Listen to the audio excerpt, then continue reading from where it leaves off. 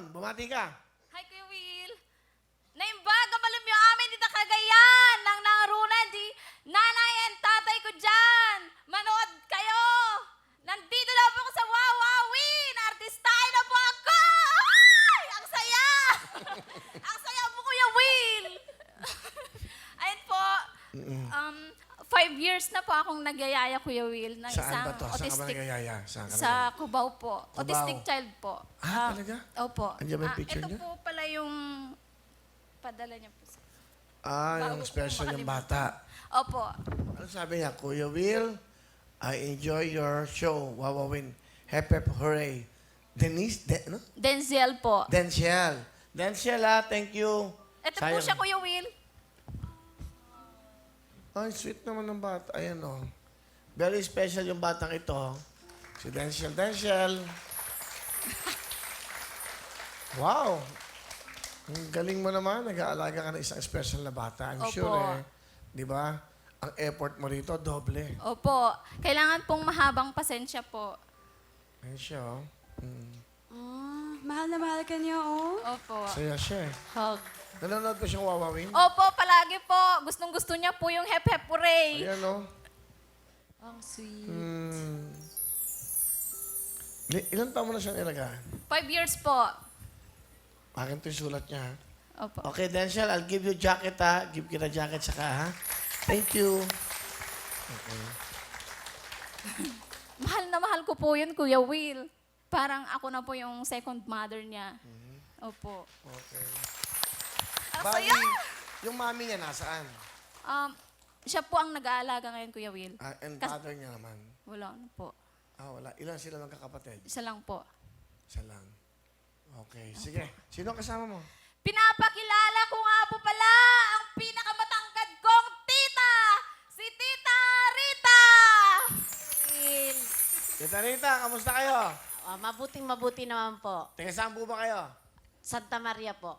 Bulacan. Opo. Kayo po ba ng trabaho nyo? Isa rin pong yaya. Yaya rin. Kaya lang po sa orphanage. Wow, palampakan natin si Tita Rita. Nagyayaya kayo sa isang orphanage. Saan po yan? Sa Bulacan? Opo. Okay. Ano gusto nyo sabihin sa inyong pamangkin?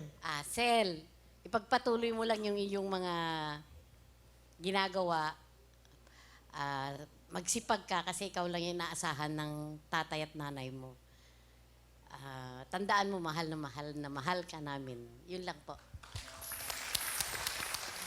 Ilan na alaga nyo sa orphanage? 12 po. Na 12? Puro lalaki, opo. Malalaki ba?